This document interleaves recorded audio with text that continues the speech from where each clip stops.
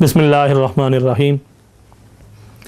قال النبی صلی اللہ علیہ وسلم من تمسک بسنتی عند فساد امتی فلہ اجر 100 شہید او کما قال النبی صلی اللہ علیہ وسلم۔ جناب رسول اللہ صلی اللہ علیہ وسلم کا ارشاد گرامی ہے، جس شخص نے میری سنت کو فتنے اور فساد کے زمانے میں مضبوطی سے لازم پکڑے رکھا، اس کو 100 شہیدوں کے برابر اجر عطا کیا جائے گا۔ سنت جناب رسول اللہ صلی اللہ علیہ وسلم کی ادا کا نام ہے، آپ صلی اللہ علیہ وسلم کے مبارک طور طریقے کا نام ہے۔ جو آدمی سنت کے مطابق زندگی گزارتا ہے، اللہ تعالیٰ اس کی زندگی میں برکتیں عطا فرماتے ہیں، دنیا میں اللہ اس کو عزتیں عطا فرماتے ہیں، اور آخرت کے اندر اللہ اس کو بہترین اجر و ثواب عطا فرماتے ہیں۔ اس لیے کہ جناب رسول اللہ صلی اللہ علیہ وسلم اللہ کے محبوب ترین پیغمبر ہیں، اور جو کام بھی آپ صلی اللہ علیہ وسلم کی طرف منسوب ہوگا، اللہ تعالیٰ کو وہ کام بھی اتنا ہی زیادہ محبوب ہوگا جتنے زیادہ محبوب آپ صلی اللہ علیہ وسلم کی ذات اقدس ہے۔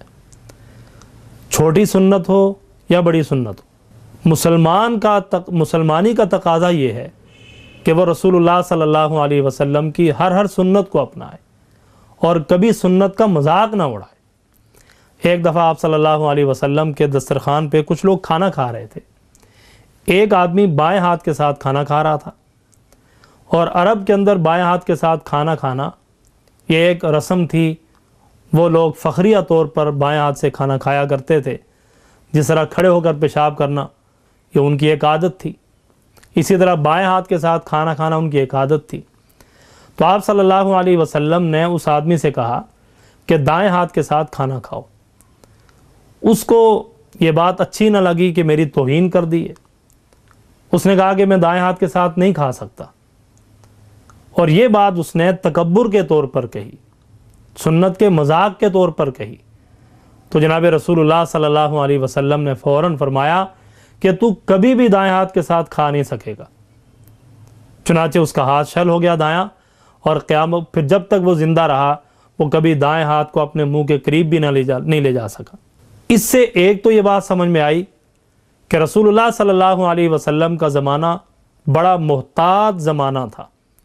صحابہ کرام نے بڑی محتاط زندگی گزاری کہ کہیں ایسا نہ ہو کہ کسی اعتبار سے بھی ہماری زبان سے نکلا ہوا جملہ، کوئی عمل ایسا نہ ہو جائے کہ جس میں رسول اللہ صلی اللہ علیہ وسلم کی بے ادبی ہو جائے اور ہم اعمال سے محروم ہو جائیں۔ جبکہ قرآن پاک کی آیت نازل ہوئی کہ لا ترفعوا اصواتکم فوق صوت النبی، کہ نبی کی آواز سے اپنی آوازوں کو بلند نہ کیا کرو۔ ایک صحابی جن کی قدرتاً فطری طور پر آواز بلند تھی، تو وہ گھر میں بیٹھ گئے۔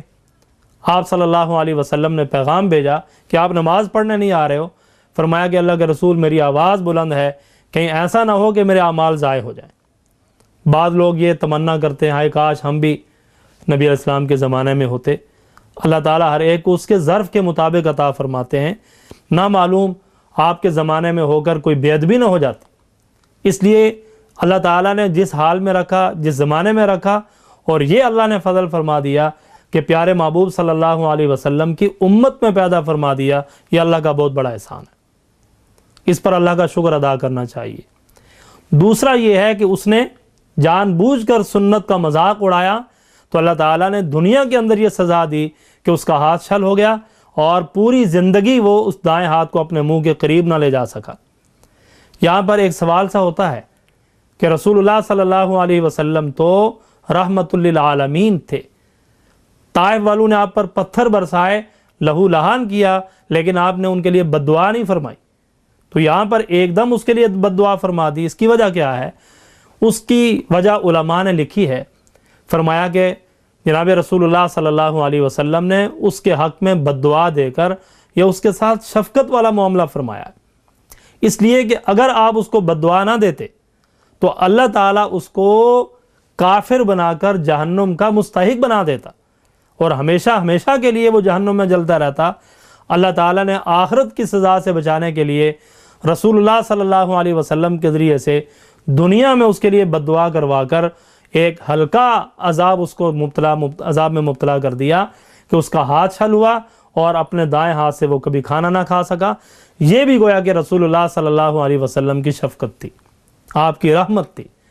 تو خیر میں عرض یہ کر رہا تھا کہ آپ صلی اللہ علیہ وسلم کی ایک ایک ادا، ایک ایک سنت کو اپنانا. آپ صلی اللہ علیہ وسلم ہر چیز میں دائیں طرف کو پسند فرمایا کرتے تھے. جوتا پہننے میں بھی دایاں پاؤں پہلے بایاں بعد میں، کنگھی کرنے میں بھی دائیں طرف پہلے بائیں طرف بعد میں، دائیں ہاتھ کے ساتھ کھانا کھاتے اور دائیں طرف سے کپڑا پہنتے. ہر طرف میں، ہر اچھی بات میں آپ دائیں طرف کو ترجیح دیا کرتے تھے. اور ہم بھی اس بات میں اہتمام کے ساتھ جب جوتا پہنے پہلے دایاں پہنے پھر بایاں پہنے، جب کنگھی کریں پہلے دائیں طرف کریں پھر بائیں طرف کریں، جب سرما لگائیں پہلے دائیں آنکھ میں پھر بائیں آنکھ میں، جب کھانا کھانے کا وقت آئے تو اپنے دائیں ہاتھ کے ساتھ کھانا کھائیں. غرضے کہ آپ صلی اللہ علیہ وسلم کی جو جو ادائیں، جو جو مبارک سنتیں ہیں، ان کو ہم اپنی زندگی میں اپنائیں گے تو اللہ دنیاوی ترقی بھی عطا فرمائے گا، دنیاوی عزت بھی عطا فرمائے گا اور آخرت کی کامیابی بھی عطا فرمائیں گے.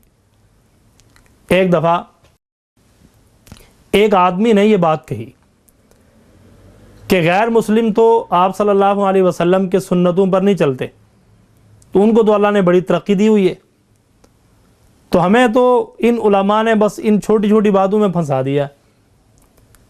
شیخ الاسلام حضرت مولانا مفتی محمد تقی عثمانی دامت برکاتہم فرماتے ہیں کہ ایک آدمی مجھے کہنے لگا کہ مولویوں نے دائیں طرف دائیں ہاتھ سے کھانا کھانا، دائیں طرف سے کھانا کھانا، دائیں جوتا پہننا، بس اسی چیز میں الجھا کر رکھ دیا ہے.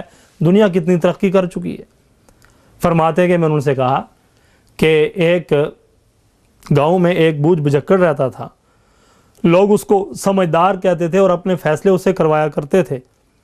ایک دفعہ ایک آدمی درخت پر چڑھ گیا لیکن اس کو واپس اترنا نہ ہو، وہ بڑا پریشان. محلے والوں نے مشورہ کیا کہ اب کیا کیا جائے، کس طرح اس کو درخت سے اتارا جائے. بالآخر فیصلہ ہوا کہ بوجھ بجکڑ کو بلایا جائے اور جو مشورہ وہ دے دے اس پر عمل کر لیا جائے. چنانچہ اس کو بلایا، اس نے کہا کہ ایک رسی لاؤ. اس نے رسی اس کو پھینکی، اس نے پکڑ لی اور کہا کہ اس کو اپنے پیٹ کے ساتھ زبردست کر کے اچھی طرح مضبوط کر کے باندھ دو. چنانچہ اس نے باندھ دی اور لوگوں سے کہا کہ زور سے اس کو کھینچو. زور سے کھینچا، وہ آ کر نیچے لگا اور مر گیا. اب سارے لوگ بوجھ بجکڑ کو کہنے لگے تھے یہ تو مر گیا ہے. تو وہ کہنے لگا کہ بس اس کی موت آئی تھی مر گیا، ورنہ کتنے لوگ میں نے اسی طرح رسی باندھ کر کنویں سے اور دریا سمندروں سے اور اس طرح نہروں سے نکالے ہیں، وہ تو نہیں مرے. آج ہمارا قیاس بالکل یہی بن گیا ہے کہ ہم نے اپنے آپ کو قیاس کرنا شروع کر دیا انگریز پر، مغربی تہذیب پر، اللہ اور اس کے رسول کے نافرمان لوگوں پر، کہ جو اللہ اور اس کے رسول پر ایمان ہی نہیں لاتے. وہ اگر آپ کی سنتوں پر عمل نہیں کرتے وہ تو ترقی کر رہے ہیں، اور ہم اگر سنتوں پر عمل نہیں کریں گے ہماری ترقی کیسے رکے گی. تو جس طرح اس بوجھ بجکڑ نے درخت سے اتارنے کے لیے وہ ہتھیار استعمال کیا ہے کہ جو ایک نہر سے نکالنے کے لیے استعمال کیا جاتا ہے، تو انسان کی موت واقع ہو گئی. اسی طرح اگر ہم نے اپنے آپ کو انگریزوں پر قیاس کرنا شروع کر دیا تو ظاہر ہے کہ جس طرح ان کو اللہ نے دنیاوی ترقی تو دے دی لیکن آخرت میں ان کا کوئی حصہ نہیں ہے، اس طرح ہمارا معاملہ اور ہے. ہماری دنیاوی ترقی کا تعلق بھی رسول اللہ صلی اللہ علیہ وسلم کی مبارک سنت سے ہے، اور آخرت کی کامیابی کا تعلق بھی جناب رسول اللہ صلی اللہ علیہ وسلم کی مبارک سنت سے ہے. اس لیے 24 گھنٹے کی جو زندگی ہے اس میں ہم آپ صلی اللہ علیہ وسلم کی مبارک تعلیمات کو اپنائیں، آپ کی ایک ایک سنت کو اپنائیں. آپ صلی اللہ علیہ وسلم نے فرمایا کہ جس شخص نے میری سنت سے محبت کی گویا اس نے مجھ سے محبت کی، اور فرمایا کہ جس نے مجھ سے محبت کی اس نے فرمایا کہ اللہ تعالیٰ اس کو جنت میں میرے ساتھ یوں قریب کر کے جنت میں داخل فرمائیں گے. کتنا بڑا اعزاز ہے. ایک دفعہ ایک واقعہ، حضرت مجدد الفسانی رحمۃ اللہ علیہ کے پاس ایک خواجہ باقی باللہ رحمہ اللہ کا ایک مرید آیا اور آ کر عرض کیا کہ حضرت میرا تعلق خواجہ صاحب کے ساتھ تھا، وہ فوت ہو گئے. اب میں اپنا تعلق آپ کے ساتھ قائم کرنا چاہتا ہوں، میری رہنمائی فرما دیں۔ تو حضرت مجدد الفسانی رحمۃ اللہ علیہ نے فرمایا کہ میرے پاس تو اتباع سنت کے علاوہ کچھ اور نہیں ہے۔ اتباع سنت کا نام سنتے ہی وہ جھوم اٹھا، جھومنے لگا، اور اس کی وجہ سے سرہند کی زمین بھی جھومنے لگی۔ وہ حضرت مجدد الفسانی رحمۃ اللہ علیہ نے اپنے خادم سے کہا کہ میرا مسواک لے آؤ۔ مسواک لایا، اس کو زمین پر رکھا، مارا تو زمین جھوم رہی تھی، ہل رہی تھی، وہ رک گئی، اور یہ آدمی بھی رک گیا۔ تو حضرت مجدد الفسانی رحمۃ اللہ علیہ نے فرمایا کہ اللہ تعالیٰ نے مجھے یہ کرامت بھی عطا فرما رکھی ہے کہ اگر میں اللہ تعالیٰ سے یہ دعا کروں کہ اے اللہ سرہند کی زمین میں جتنے لوگ دفن ہیں، اے اللہ تو سب کو زندہ کر کے اپنی قبروں سے اٹھا دے، تو اللہ ایسا کر سکتے ہیں، کر دیں گے۔ فرمایا کہ تیرا جھومنا، اس زمین کا حرکت کرنا، اور سارے مردوں کا زندہ ہو کر اٹھ کر کھڑے ہو جانا، فرمایا کہ اس کی اتنی حیثیت نہیں ہے جتنی اللہ اور اس کے رسول صلی اللہ علیہ وسلم کے ہاں اس شخص کی حیثیت ہے جو اپنے وضو کے اندر مسواک والی سنت کو زندہ کرتا ہے۔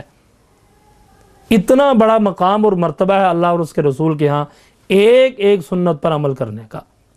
اس لیے دنیا کی کامیابی بھی اللہ نے اتباع سنت میں رکھی ہے، اور آخرت کی کامیابی بھی اللہ نے اتباع سنت میں رکھی ہے، اور فرمایا کہ اگر تم اللہ کے محبوب بننا چاہتے ہو، اس کا ایک ہی طریقہ ہے کہ تم میری اتباع کرنے لگ جاؤ، تم اللہ کے محبوب بن جاؤ گے۔